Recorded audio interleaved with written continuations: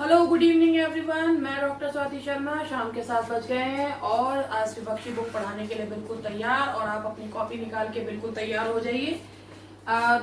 दो दिन वीडियोस नहीं आ पाए क्योंकि आप लोगों को जैसे पता है कि वो एक जो है हम सब टीचर्स मिलके स्टूडेंट्स के लिए एक प्रोटेस्ट जो है वो कर रहे हैं कि भाई अपना एसएससी के और उसके रेलवे के और जितने भी और एग्जाम्स हैं जो सही समय से नहीं हो पा रहे हैं वो समय से हों।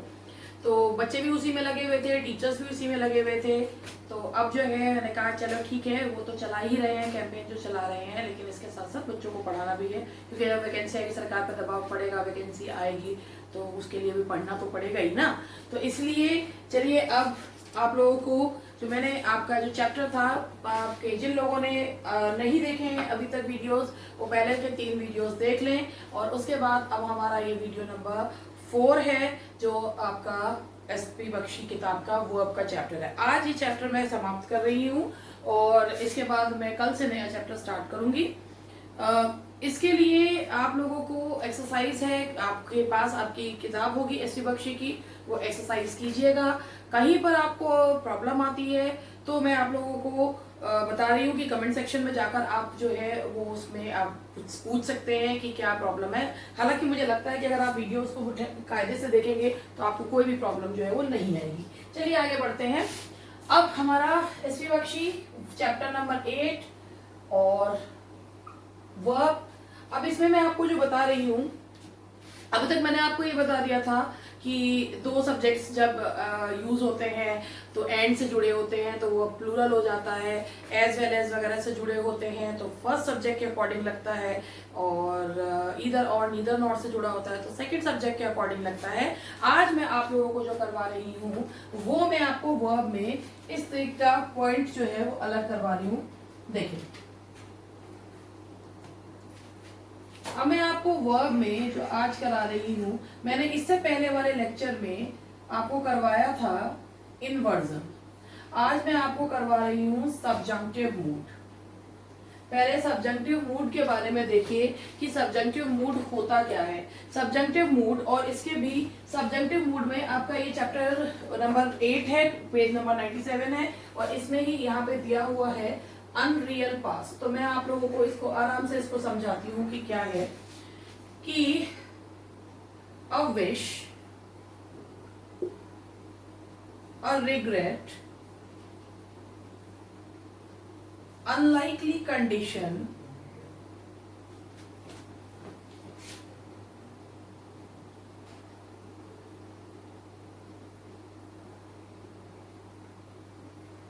and contrary to fact conditions statements are expressed in a subjunctive mood। आपको इसमें मैं बताऊं कि अगर इसमें हम सबसे पहले हम पॉइंट नंबर 1 ले रहे हैं, टू एक्सप्रेस रिग्रेट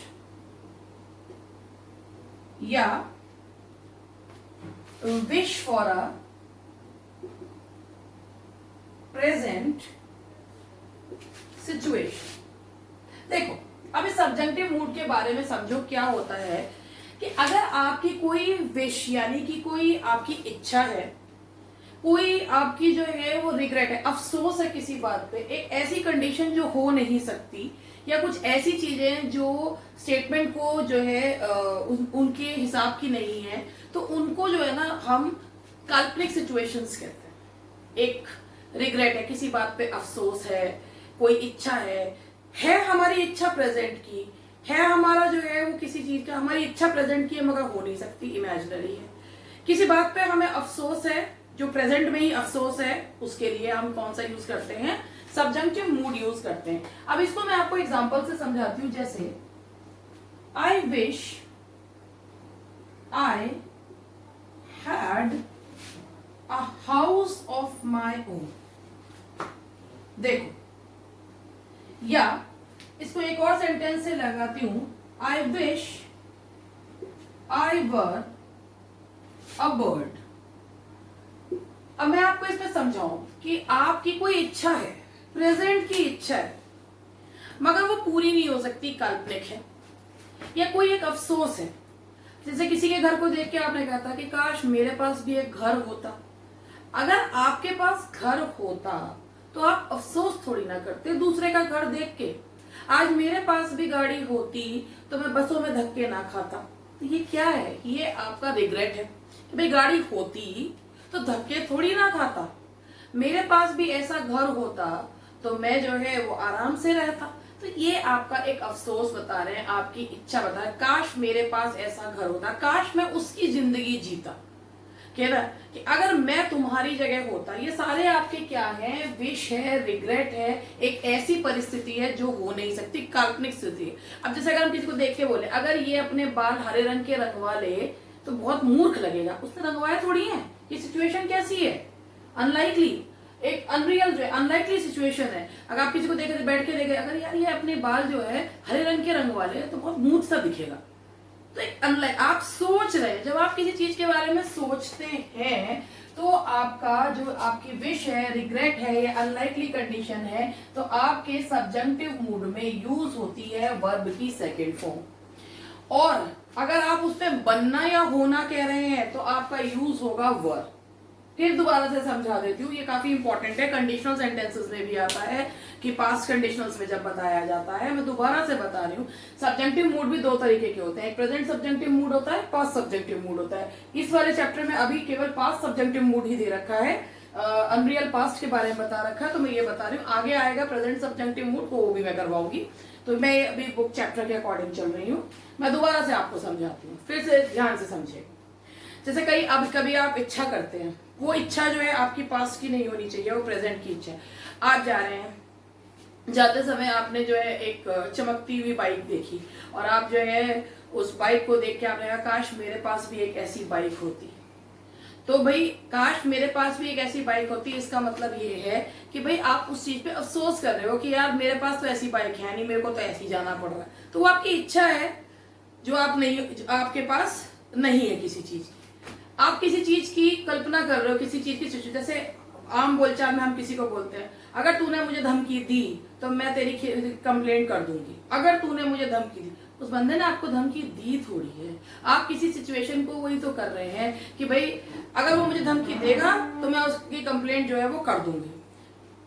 अगर तो इसमें क्या है कि भाई अगर उसने मुझे डराने की कोशिश करी तो जो अब आप क्या कर रहे हैं कि एक ऐसी सिचुएशन बना रहे हैं जो है ही नहीं। तो अब जो कंडीशन जो है नहीं उसमें आप क्या यूज करते हैं, वर्ब की सेकंड फॉर्म, और बनना या होना के लिए आप यूज करते हैं वर्ब। जैसे कहते हैं काश मैं एक पक्षी होता, तो होता के लिए लगाओगे वर्ब। काश मेरे पास घर होता, अब घर तुम बन नहीं रहे हो, जो चीज तुम्हारे पोजेशन में होगी तो वर्ब की सेकंड फॉर्म होगी हैड। इसको मैं एक और तरीके से बनाती हूँ, देखो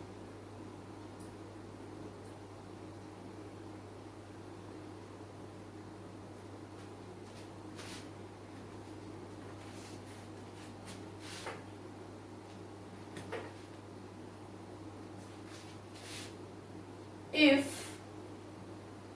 she dyed her hair green, she would look funny। अब आप एक चीज को कर रहे हैं, सोच रहे हैं, अनलाइकली सिचुएशन है कि अगर इसने अपने बाल हरे रंग के रंगवा लिए तो ये जो है कैसी लगेगी, बहुत फनी लगेगी। अगर इस कमरे में बंदर आ जाए तो सब भाग जाएंगे। आप कल्पना ही तो कर रहे हो, एक किसी चीज की काल्पनिक चीज। If a monkey came in this room, तो हम यहाँ पे वर्ब की, अगर मंकी आ जाए तो आप उसी की कल्पना करो। जब कल्पना कर रहे हो ना किसी चीज में तो वहां पर आप क्या लगाओगे, वर्ब की सेकंड फॉर्म का यूज जो है वो किया जाए। और जब आपको बनना या होना हो तो आप वर्ब का यूज जो है वो इसमें करते हो। तो यहाँ तक हुआ ये सब्जेक्टिव मूड। आप लोग देख लीजिए सब्जेक्टिव मूड क्या होता है। इसको मैं आपको इसी पॉइंट भी बोल देती हूँ कि जब कोई प्रेजेंट की कोई इच्छा हो, प्रेजेंट की कोई अफसोस हो, प्रेजेंट की कोई काल्पनिक स्थिति हो जो पूरी ना हुई हो, तो वहां पर हम सब्जेक्टिव मूड यानी कि वर्ब की सेकंड फॉर्म यूज करते हैं। ये आप लोग लिख भी लीजिए।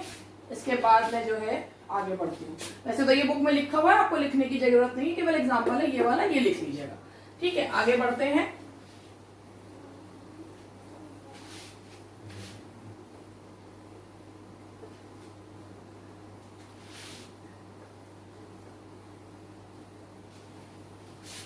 देखिए अब मैं आपको नेक्स्ट पॉइंट समझा रही हूं। अब मैं आपको वर्ब में समझा रही हूं, causative verbs. Causative causative verb का मतलब होता है जब काम किसी और से कराते हैं।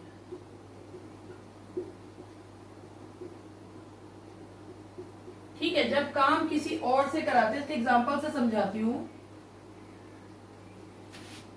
आई मेड माई फ्रेंड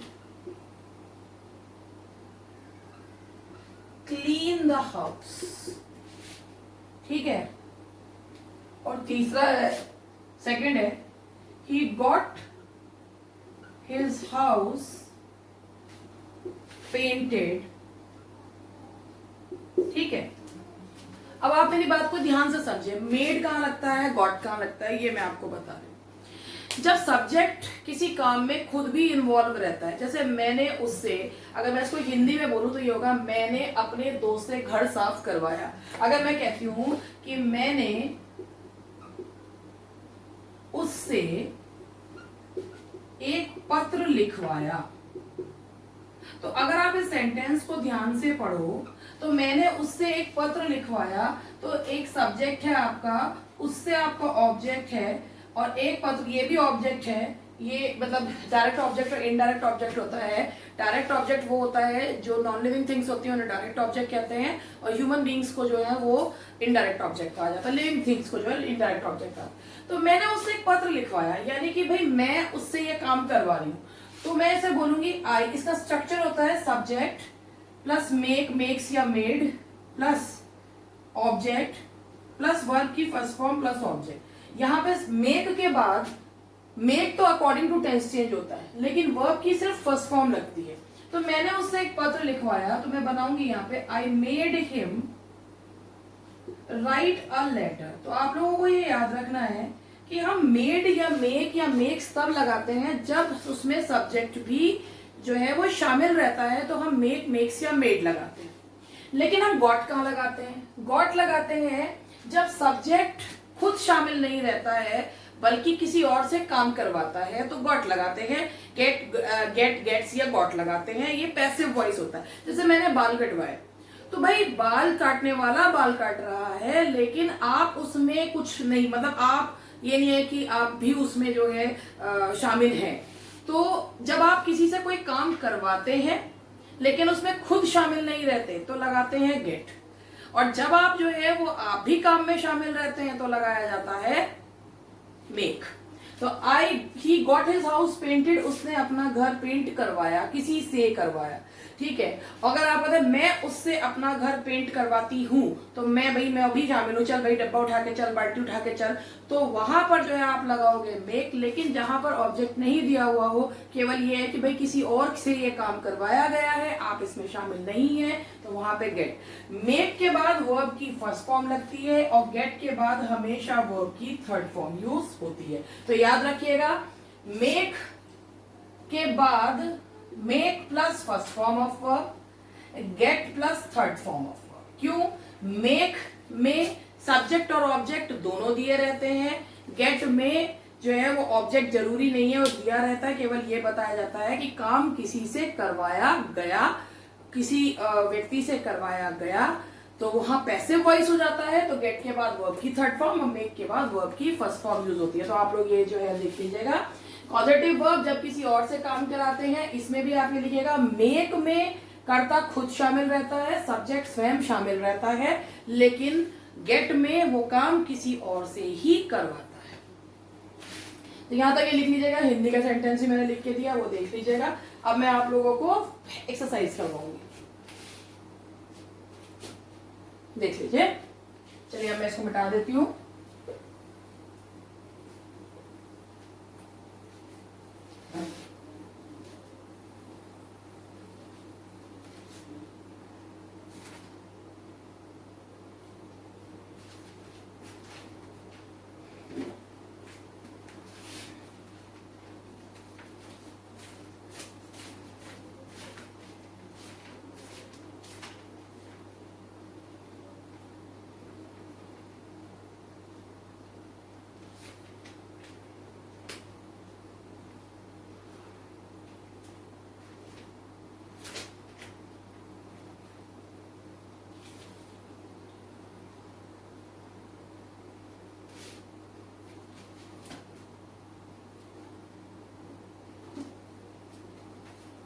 देखिए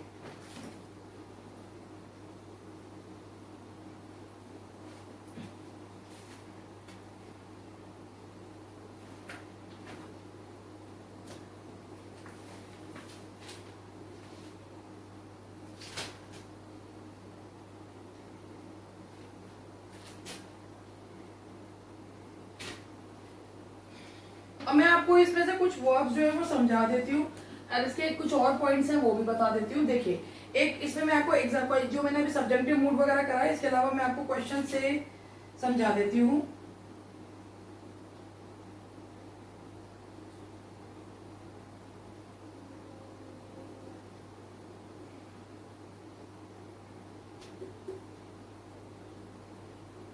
देखिए जैसे एक सेंटेंस है, इट वर द चिल्ड्रन, ये आपका वर्कबुक एक्सरसाइज बी का है, क्वेश्चन नंबर है आपका 18। ये है if it were the children that caused a lot of problems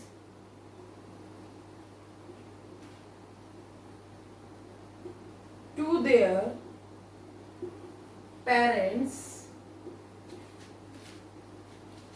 during long railway journey, during long railway journey। ठीक है, एक ये क्वेश्चन है और एक ये है, इसी का ही क्वेश्चन है, ये क्वेश्चन नंबर 3 एक्सरसाइज बी का ही है। It were the students who wanted the teacher to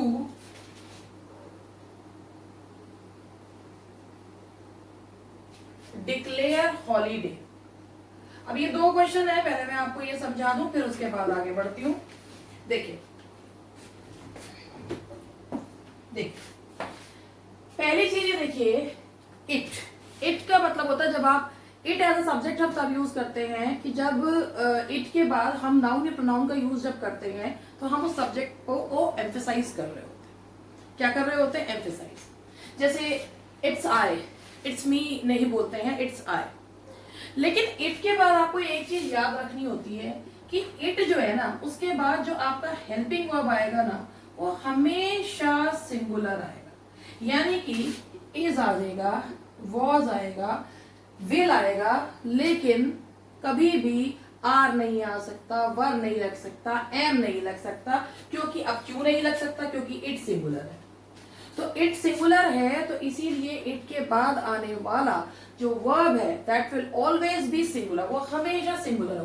तो जरा ध्यान से सेंटेंस पढ़ो। इट वर द चिल्ड्रन, ये बच्चे हैं, that caused a lot of problem, जो बड़ी परेशानी करते हैं अपने पेरेंट्स को लंबी रेल यात्रा के दौरान।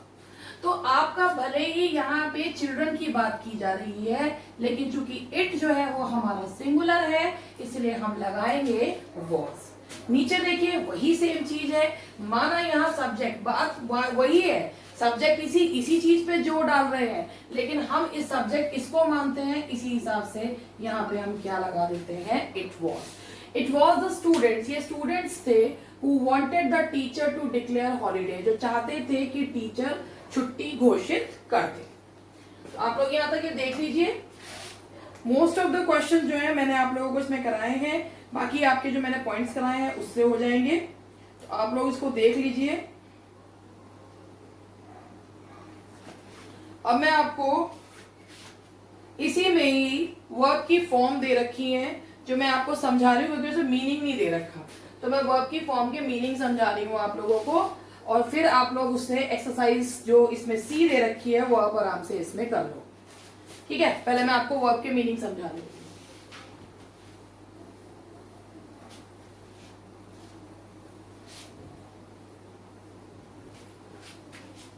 देखिए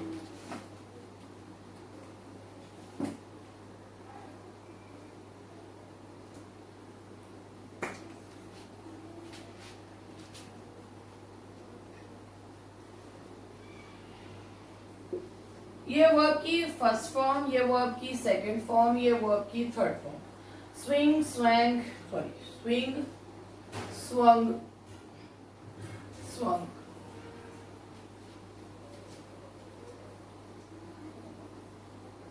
रिंग, रंग, रंग। मैं ऐसा कर रही हूं कि इनके यही फॉर्म लिख रही हूं, आप लोग बुक में देख लीजिएगा। जिसकी अलग है वो मैं लिख देती हूं।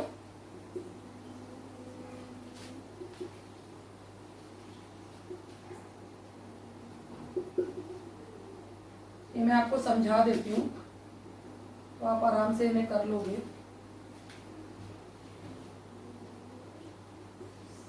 पहले मैं इतने समझा देती हूँ, फिर आगे बढ़ते हैं।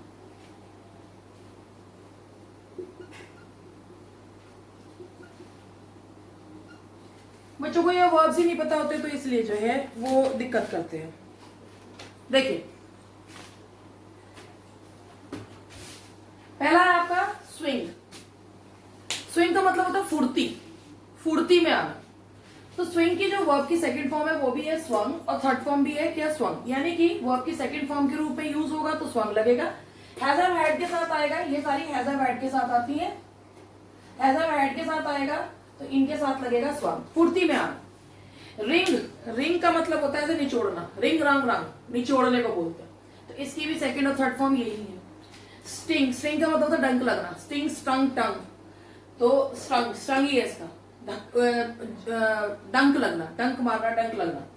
अच्छा, फाइंड का मतलब होता है खोजना। ठीक है, फाइंड मतलब होता है खोजना, जो है कि तुम क्या खोजने की कोशिश कर रहे हो, what are you trying to find. तो खोजना होता है ढूंढना। तो फाइंड का होगा फाउंड, फाउंड। लेकिन अगर फाउंड वर्ड है तो फाउंड का मतलब होता है किसी चीज को स्थापित करना, फाउंडेड, फाउंडेड। फॉल, गिरना, fail second verb, fallen verb की थर्ड फॉर्म, यानी कि गिरने से ही संबंधित है। लेकिन ये जो फेल है, इस फेल का मतलब होता है काट के गिराना, पेड़ को काट के गिराना, काट के गिराने के लिए। तो इस फेल के साथ आता है फेल्ड, फेल्ड, काट के गिराना। तो वहां तक ये जो है इनके मीनिंग्स हैं। तो आप लोग ध्यान से सुन लीजिएगा, और वीडियो अगर भूल जाए तो उसके आगे लिख लीजिएगा, ये इनके मीनिंग है। चलिए अब आगे बता देती हूँ। काफी सारे हैं, कुछ चुन के ही जो है वो करवा देती हूँ, जो मुझे लग रहा है कि आपको ज्यादा जो है वो आपको नहीं पता होंगे, वो करवा देती हूँ। तो यह आप लोग देख लीजिएगा, उसके बाद में अब आप लोगों को अलग करवा देती हूँ।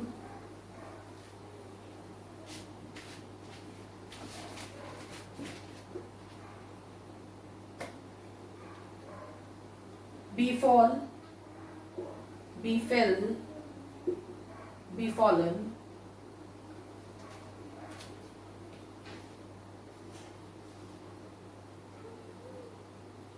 saw, sawed, sought, flee, fled, fled।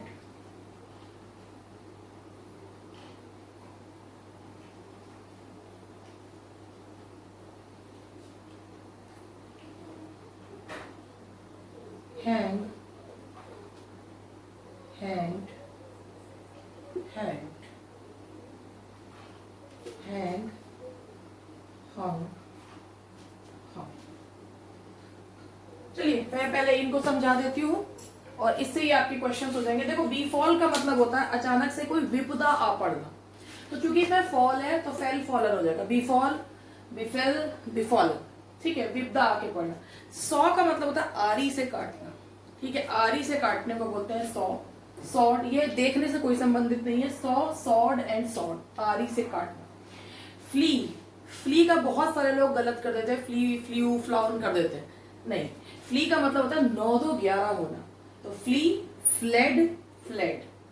Hang, hang का मतलब होता है फांसी पर लटकाना, लटकाने को बोलते हैं हैंग।